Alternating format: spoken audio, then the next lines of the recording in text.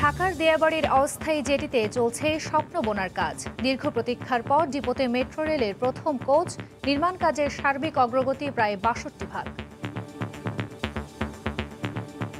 যখন কারিগরি সমস্ত মতামত পাবো, দেখব, টেস্টে ফিট হবে, তারপর আমরা হয়তো বলতে পারবো যে এই ট্রেনটা চলাচলের উপযোগী হয়েছে।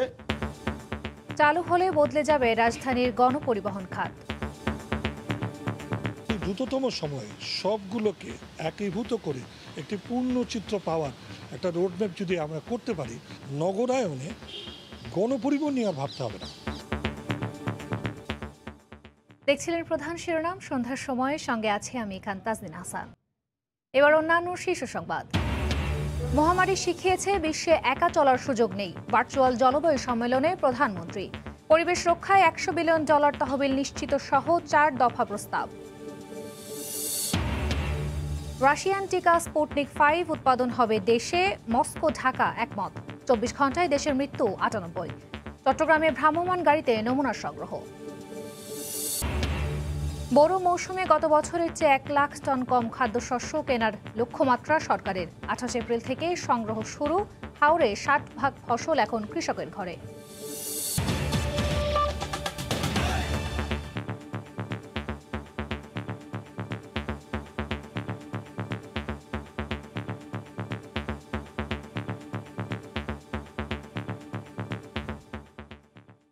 রাজধানীর দিয়াবাড়ির অস্থায়ী জেটিতে চলছে স্বপ্ন বোনার কাজ। দীর্ঘ প্রতীক্ষার পর চলে এলো মেট্রো রেলের প্রথম কোচটি, পৌঁছেছে ডিপোতে। 19টি ধাপে পরীক্ষা নিরীক্ষা শেষে দেয়া হবে চূড়ান্ত ছাড়পত্র। এদিকে ইতিহাসের সাক্ষী হতে পেরে খুশি শ্রমিকরাও। বৃহস্পতিবার বেলা 11টা, মেট্রো রেলের ডিপোর ইতিহাস লিখবার পালা। লরিতে করে মূল গন্তব্যের দিকে দেশের প্রথম মেট্রো রেলের কোচ। ডিপো এলাকায় প্রবেশ করতেই ক্ষণিকের জন্য যেন বন্ধ হয়ে যায় সব কাজ। সব শ্রমিক মুহূর্তের বিরতি দিয়ে সাক্ষী হলেন ইতিহাসের। ভালো লাগতেছে, কারণ এই সর্বপ্রথম বাংলাদেশে মেট্রো রেল সংযোজন হতে চলছে। বগিটা আসছে, আমরা রিসিভ করতে পারতেছি, আমাদের তো খুব ভালো লাগতেছে। চালু হইব কিংবা আমাদের দেশে মেট্রো রেলের জন্য এই যে মেট্রো রেল আমরা আসলাম, দেখলাম কিংবা এটা আমরা রিসিভ করলাম, আমাদের জন্য একটা গুড নিউজ। বাংলাদেশের প্রথম মেট্রো রেলের প্রথম কোচ সফলভাবে ট্রেলারের উপরে আনলোড করেছি। আমাদের যে ইন্সপেকশন বে আছে ওয়ার্কশপের মধ্যে আমরা নিয়ে যাব। খুব সাবধানে ডিপোর শেডে নিয়ে যাওয়া হয় রাজধানীবাসীর দীর্ঘদিনের প্রতীক্ষার ফসল। সেখানে 19টি ধাপে সমন্বিত পরীক্ষা শেষে ছাড়পত্র মিলবে জাপানের কাওয়াসাকির তৈরি দেশের প্রথম মেট্রো রেলের কোচের। 19টা টেস্ট আছে যেটা করতে হবে, আর অন্যান্য যেগুলো আছে ইন্টারনাল, সেগুলো আলাদাভাবে আমরা করব। প্রতিটি কোচ ইন্সপেকশন হওয়ার পরে এটি একটি ট্রেন ফরমেশন হবে 6 কোচের। আপনারা জানেন 6টা কোচ নিয়ে একটা মেট্রো ট্রেন সেট হবে। সেই 6টি কোচের আমরা পুরো একটা ফুল ট্রেন ফরমেশন হবে। কারিগরি সমস্ত মতামত পাবো, দেখব, টেস্টে ফিট হবে, তারপর আমরা হয়তো বলতে পারবো যে এই ট্রেনটা চলাচলের উপযোগী হয়েছে। এর আগে বৃহস্পতিবার সকাল 8টার দিকেই দিয়াবাড়ির অস্থায়ী জেটিতে শুরু হয় স্বপ্ন বোনার কাজ। দীর্ঘ প্রতীক্ষার অবসান শেষে দিয়াবাড়ির জেটিতে তোলা হয় প্রথম কোচ। প্রথম দফায় খুব সতর্কতার সাথে শুরু হয় কার্যক্রম। প্রায় ঘণ্টাখানিক বাদে বিশেষ প্রক্রিয়ায় লিফটিং বারের মাধ্যমে তোলা হয় অস্থায়ী জেটিতে রাখা কার্গোতে। খালাস প্রক্রিয়ায় সবচেয়ে বেশি গুরুত্ব দেওয়া হচ্ছে এই কোচগুলোর সেফটির দিকে। সেক্ষেত্রে খানিকটা কালক্ষেপণ হয়তো হচ্ছে, যদিও কর্তৃপক্ষ বলছে শুক্রবারের মধ্যেই সবগুলো কোচই নিয়ে যাওয়া হবে দিয়াবাড়ির ডিপোতে। মেট্রো রেলের প্রথম কোচ কর্তৃপক্ষের সামনেই জাপানের ট্রায়াল দেওয়ার কথা থাকলেও তাতে বাদ সাধে করোনা পরিস্থিতি। তাই তৃতীয় পক্ষের মাধ্যমে পরীক্ষা শেষে দেয়া হয় প্রাথমিক ছাড়পত্র। রাশেদ লিমন, সময় সংবাদ, ঢাকা। মেট্রো রেল চালু হলে যেমন গতি আসবে সড়কে, তেমনি গণপরিবহন ব্যবস্থাও নতুন মাত্রা পাবে বলে মনে করছেন নগরবিদরা। এদিকে বাংলাদেশের প্রথম মেট্রো রেলের নির্মাণ কাজের সার্বিক অগ্রগতি শতকরা প্রায় ৬২% বলে জানিয়েছেন সড়ক পরিবহন ও সেতুমন্ত্রী ওবায়দুল কাদের। ডিপোতে যখন একে একে আনলোড করা হচ্ছে মেট্রো রেলের প্রথম কোচের সেট, ঠিক তখনই উত্তরা থেকে আগারগাঁও পর্যন্ত পুরোদমে এগিয়ে চলছে প্রকল্পের কাজ। লকডাউনেও 3 শিফটে 24 ঘন্টা বিরামহীন কর্মযোগ্য। উত্তরা থেকে মতিঝিলকে যুক্ত করতে এরই মধ্যে রেলের স্লিপার বসেছে তালতলা পর্যন্ত। সমানতালে চলছে বৈদ্যুতিক লাইন ও দুপাশের গার্ডার বসানোর কাজ। এমআরটি লাইন 6 এর উত্তরা থেকে আগারগাঁও পর্যন্ত পূর্ত কাজের অগ্রগতি 83.52%। আগারগাঁও থেকে মতিঝিল অংশের কাজ এগিয়েছে 57.68%, আর সার্বিক অগ্রগতি 61.49%। উত্তরা থেকে আগারগাঁও অংশে চলবে 20টি ট্রেন। মোট 16টি স্টেশনে প্রতি 3 মিনিট পর পর আসবে ট্রেন। প্রতি সেট ট্রেনের যাত্রী ধারণ ক্ষমতা 2308। প্রতি ঘন্টায় 60,000 যাত্রী যাতায়াত করবে এই মেট্রো রেলে। প্রতিটি স্টেশনে যাত্রী ওঠানামার পাশাপাশি থাকবে ফুট ওভার ব্রিজের ব্যবস্থা। সিঁড়ির পাশাপাশি থাকবে লিফট ও এসকেলেটর। বাংলাদেশে প্রথম মেট্রো রেল নির্মাণ কাজের সর্বশেষ সার্বিক অগ্রগতি শতকরা 61.49%। প্রথম পর্যায়ে নির্মাণের জন্য নির্ধারিত পূর্ত কাজের অগ্রগতি শতকরা 83.52%। প্রকল্পের মেয়াদ 2024 সাল পর্যন্ত হলেও তার আগে আসছে বছরের মাঝামাঝিতেই হয়তো উদ্বোধন হতে পারে দেশের প্রথম মেট্রো রেলের। সেক্ষেত্রে এই প্রকল্প যানজটে নাকাল ঢাকার গতি ফিরিয়ে আনবে বলেই মনে করেন বিশেষজ্ঞরা। এর ফলে গতি তো বাড়বেই, নিরাপদ এবং সময় মতো যানজট এড়িয়ে চলাচলের একটা নতুন উপলক্ষ আমরা পেয়ে যাব। এটার কারণে আমাদের সেই শক্তি এবং সাহস এবং স্পর্ধা যদি তৈরি হয়, তাহলে অবশ্যই 5 থেকে 8 বছরের মধ্যে বাংলাদেশ এই নগর সভ্যতায়, নগরায়নে গণপরিবহন নিয়ে ভাবতে হবে না। পাশাপাশি নিচের সড়কের সমন্বয় আনতে পারলে সুফল মিলবে বলেই মত নগরবিদদের। রাশেদ লিমন, সময় সংবাদ, ঢাকা। রুশ টিকা স্পুটনিক 5 দেশে উৎপাদনে মস্কো ঢাকা সম্মত হয়েছে বলে জানিয়েছেন পররাষ্ট্রমন্ত্রী একে আব্দুল মোমেন। দুপুরে মিন্টো রোডে নিজ বাসভবনে তিনি একথা জানান। এছাড়া ভ্যাকসিন পেতে চীনের সঙ্গেও আলোচনা চলছে বলে জানান পররাষ্ট্রমন্ত্রী। এদিকে ভারতীয় হাইকমিশনার বিক্রম দোরাইস্বামী বাংলাদেশে টিকা সরবরাহ বন্ধ থাকবে না বলে আশ্বাস দিয়েছেন। চলতি বছরের 21 জানুয়ারি ভারত থেকে উপহার পাওয়া 20 লাখ ডোজের মাধ্যমে করোনা ভ্যাকসিনেশন কার্যক্রম শুরু করে বাংলাদেশ। এর 4 দিন পরে 25 জানুয়ারি সেরাম ইনস্টিটিউট থেকে কেনা বাংলাদেশে প্রথম টিকা আনে বেক্সিমকো ফার্মা। এর পরপরই সফলভাবে সারা দেশব্যাপী টিকাদান কর্মসূচি শুরু হয়। অধিদপ্তরের হিসেবে মঙ্গলবার পর্যন্ত 57,45,085 জন প্রথম ডোজের করোনা টিকা নিয়েছে। দ্বিতীয় ডোজ দেওয়া হয়েছে 16,78,189 জনকে, আর এখন মজুদ আছে 25,76,726টি। এদিকে ভারতে করোনা সংক্রমণ ঊর্ধ্বগতিতে বিশ্বের সবচেয়ে বড় টিকা উৎপাদনকারী প্রতিষ্ঠান সেরাম জানিয়ে দেয় আগামী 3 মাসের মধ্যে টিকা রফতানির সম্ভাবনা নেই। আর এতে দেশের টিকা কার্যক্রম শঙ্কায় পড়ে যায়। বিভিন্ন মাধ্যমে আসতে থাকে তথ্য। এ অবস্থায় ভ্যাকসিন কার্যক্রম নিয়ে গণমাধ্যমে মুখ খুললেন পররাষ্ট্রমন্ত্রী একে আব্দুল মোমেন। জানালেন রাশিয়ান ভ্যাকসিন স্পুটনিক 5 দেশেই উৎপাদনের জন্য মস্কো ঢাকা সম্মত হয়েছে। চলছে চীনা ভ্যাকসিন আনার আলাপ আলোচনাও। চায়না রাজি হয়েছে, তারা আমাদের পাঠাবে। যে কোনো সময়ে আমরা তাদের ভ্যাকসিন সংগ্রহ করব। আশা আমাদের একটা প্রস্তাব দিয়েছে, আমরা গ্রহণ করেছি। বলছে যে তোমরা কো-প্রোডাকশনে যাও, তোমাদের দেশে ভালো ভালো ফার্মাসিউটিক্যাল কোম্পানি আছে। ভারতের সেরাম থেকে বেসরকারিভাবে ভ্যাকসিন আনতে কূটনৈতিকভাবে বাংলাদেশ চেষ্টা চালিয়ে যাচ্ছে। আমরা কূটনৈতিকভাবে ভারতকে বলি, তাহলে হয়তো ওরা ছাড় দেবে, কারণ সেরাম তো তৈরি করে রেখেছে। তো আমরা সেটা প্রচেষ্টা চালিয়ে যাচ্ছি। এদিকে ভারত নিজেদের ভ্যাকসিন সংকট থাকলেও বাংলাদেশের সরবরাহ বন্ধ হবে না জানিয়ে আশ্বাস দিয়েছেন ভারতের high commissioner Vikram Doraiswami. 7 million has been received by Bangladesh against its contract. Another 3.3 million has been provided also as bilateral support from India. So that's 10.3 million vaccines.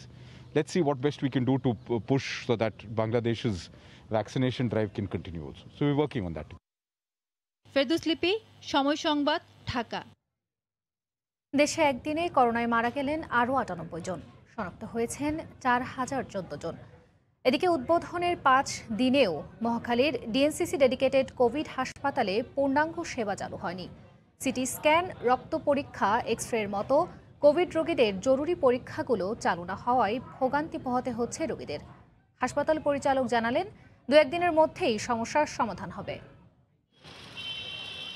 82 বছর বয়সী নুরুল হুদা ডিএনসিসি হাসপাতালে শ্বাসকষ্ট সহ নানা শারীরিক জটিলতায় ভর্তি ছিলেন জরুরি বিভাগে। জরুরিভাবে সিটি স্ক্যান সহ অন্যান্য পরীক্ষা করার জন্য তাকে নিয়ে স্বজনরা ছুটছেন রাজধানীর অন্য হাসপাতালে।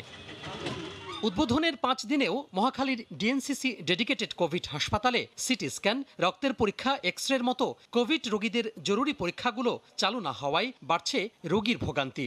এখন আমরা 3 দিন ভর্তি হতেছি, বলতেছে রোগীর অবস্থা ভালো, আমরাও সচক্ষে দেখতেছি মোটামুটি ভালো, কিন্তু কোনো পরীক্ষা এখনো করাই নাই। সিটি স্ক্যানের জন্য নিয়ে যাচ্ছেন? হ্যাঁ, এখানে আসলে রেগুলার নাই এখানে। মানে কি না এখানে ওনারা কি বলছে? সিটি স্ক্যান, ব্লাড, এক্স-রে এগুলো কিছুই নেই এখানে। 1000 শয্যার সক্ষমতার এই হাসপাতালটি জনবল সংকটের কারণে এখনো পুরোপুরি চালু করা যায়নি উল্লেখ করে পরিচালক জানান, আগামী 2-1 দিনের মধ্যে সিটি স্ক্যান সহ অন্যান্য পরীক্ষা শুরু হবে। সিটি স্ক্যান অলরেডি আমরা আশা করছি পেয়ে যাবো। একটা সিটি স্ক্যান এক জায়গা থেকে আমাদের দেওয়া হবে, খুব শীঘ্রই আমরা এটা লাগাবো। আমরা অলরেডি সিটি স্ক্যান রুমও তৈরি করে ফেলেছি। এদিকে স্বাস্থ্য অধিদপ্তরের পাঠানো বিজ্ঞপ্তিতে জানানো হয়, বৃহস্পতিবার দুপুর পর্যন্ত 24 ঘন্টায় করোনাক্রান্ত হয়ে মারা গেছেন 98 জন, নতুন করে শনাক্ত হয়েছেন 4014 জন। এভাবে একের পর এক দেশের বিভিন্ন প্রান্ত থেকে অসংখ্য রোগী আসছে দেশের সবচেয়ে বড় ডেডিকেটেড কোভিড হাসপাতালে। স্বাস্থ্য বিশেষজ্ঞরা বলছেন, সক্ষমতার সবটুকু চালু হলে কমবে অন্যান্য হাসপাতালে রোগীর চাপ, বাড়বে করোনাক্রান্তদের মনোবলও। তোহা খান তামিম, সময় সংবাদ, ঢাকা। সন্ধ্যার সময় আরও থাকছে, 3 মাস ধরে পানি নেই রাজধানীর শাহজাদপুর এলাকায়। মহামারীর রোজায় চরম দুর্ভোগে বাসিন্দারা। ওয়াসার কাছ থেকে মিলছে কেবলই আশ্বাস। প্রধানমন্ত্রী শেখ হাসিনা বলেছেন, করোনা শিখিয়েছে বিশ্বে একা চলার সুযোগ নেই। সম্মিলিত পদক্ষেপের মাধ্যমে কেবল মহামারী মোকাবেলা করা সম্ভব বলে বিশ্বসভায় মত দেন সরকার প্রধান শেখ হাসিনা। মার্কিন প্রেসিডেন্ট জো বাইডেনের আমন্ত্রণে লিডার্স সামিট অন ক্লাইমেটের ভার্চুয়াল উদ্বোধনী অনুষ্ঠানে এই কথা বলেন শেখ হাসিনা। অনুষ্ঠানে জলবায়ু পরিবর্তন মোকাবেলায় $100 বিলিয়ন তহবিল নিশ্চিত করা সহ পরিবেশ রক্ষায় 4 দফা প্রস্তাব তুলে ধরেন শেখ হাসিনা। দিন দিন আশঙ্কাজনক হারে বাড়ছে সমুদ্রপৃষ্ঠের উচ্চতা। বিশ্বের ধনী সম্পদশালী দেশগুলোর শিল্পায়নে যথেচ্ছ কার্বন নিঃসরণে উষ্ণতা বাড়ছে পৃথিবীর। প্রতিবছর বন্যা, জলোচ্ছ্বাস আর তীব্র খরাসহ প্রাকৃতিক দুর্যোগ পোহাতে হচ্ছে বাংলাদেশের মতো দেশগুলোকে। এসব ক্ষতি কাটিয়ে উঠতে অন্যের প্রতি মুখাপেক্ষী না হয়ে বাংলাদেশ নিজেদের অর্থেই গড়ে তুলেছে জলবায়ু তহবিল। জলবায়ুর প্রভাব মোকাবিলা করে বাংলাদেশের উন্নয়ন অব্যাহত রাখার গল্প এবার উপস্থাপিত হল মার্কিন প্রেসিডেন্টের আমন্ত্রণে আয়োজিত জলবায়ু সম্মেলনে। বৃহস্পতিবার সন্ধ্যায় মার্কিন প্রেসিডেন্ট জো বাইডেন আয়োজিত লিডার সামিট অন ক্লাইমেটের উদ্বোধনী আয়োজনে ভিডিও বক্তব্যের মাধ্যমে অংশগ্রহণ করে বাংলাদেশ। বিশ্বের 40 দেশের সরকার ও রাষ্ট্রপ্রধান এই ভার্চুয়াল সামিটে অংশ নেন। প্রধানমন্ত্রী বলেন, সীমিত সম্পদ নিয়েই লড়ে যাচ্ছে Bangladesh. Resource constraints, Bangladesh has emerged as a global leader on adaptation and mitigation. Every year, we are spending on an average $5 billion, about 2.5% of our GDP. রোহিঙ্গাদের আশ্রয় দিয়ে পরিবেশের ঝুঁকি আরও বেড়েছে উল্লেখ করে জলবায়ুর ক্ষতি প্রশমনে 4 দফা পরামর্শ উত্থাপন করেন Sheikh Hasina. Ensuring the annual target of $100 billion, which should be balanced 50-50 between adaptation and mitigation with special attention. The COVID-19 pandemic has reminded us that global crisis can only be addressed through a strong collective response. Mujib শতবর্ষে সারা দেশে 30 million গাছ লাগানোর উদ্যোগের কথা তুলে ধরেন প্রধানমন্ত্রী। 2 দিনের এই ভার্চুয়াল সম্মেলনের প্রথম দিনে মার্কিন প্রেসিডেন্ট জো বাইডেন ও ভাইস প্রেসিডেন্ট কামালা হ্যারিসের বক্তব্যের মধ্য দিয়ে শুরু হয় উদ্বোধনী আয়োজনের আনুষ্ঠানিকতা। দেবাশিস রায়, সময় সংবাদ, ঢাকা। চলতি বোরো মৌসুমে 19 লাখ মেট্রিক টন খাদ্যশস্য কেনার সিদ্ধান্ত নিয়েছে সরকার, যা গত বছরের চেয়ে 1 লাখ টন কম। আগামী 28 এপ্রিল থেকে সরাসরি কৃষকের কাছ থেকে ধান এবং 7 মে থেকে চাল কেনা হবে বলে খাদ্য মন্ত্রণালয়ের সূত্রে জানা গেছে। 2-1 দিনের মধ্যে ধান ও চালের মূল্য নির্ধারণ করা হবে। হাওর অঞ্চল সহ দেশের বিভিন্ন এলাকায় ইতিমধ্যেই কৃষকের ঘরে উঠতে শুরু করেছে সোনালী ধান। এ অবস্থায় চলতি বোরো মৌসুমে ধান চাল সংগ্রহের লক্ষ্যে বৃহস্পতিবার ভার্চুয়াল মাধ্যমে আয়োজিত এক সভায় খাদ্যশস্য সংগ্রহের লক্ষ্যমাত্রা নির্ধারণ করে খাদ্য পরিকল্পনা ও পরিধারণ কমিটি। মন্ত্রণালয় সূত্রে জানা গেছে আগামী 28 এপ্রিল থেকে ধান এবং 7 মে থেকে চাল কেনা শুরু হবে। জানা গেছে গতবারের চেয়ে 1.5 লাখ টন কমিয়ে এবার সরাসরি কৃষকের কাছ থেকে 6.5 লাখ টন ধান কেনা হবে। তবে আগের বছরের একই পরিমাণে 10 লাখ টন সেদ্ধ চাল এবং 1.5 লাখ টন আতপ চাল এবং 1 লাখ টন গম ক্রয়ের সিদ্ধান্ত নেওয়া হয়। এদিকে চলতি মাসের শুরু থেকেই গম কেনা শুরু করেছে সরকার। প্রয়োজন হলে ধান, চাল ও গম আমদানি করা হবে বলেও খাদ্য পরিকল্পনা ও পরিধারণ কমিটির সভায় সিদ্ধান্ত নেওয়া হয় বলে জানা গেছে। প্রসূন আশিস, সময় সংবাদ, ঢাকা।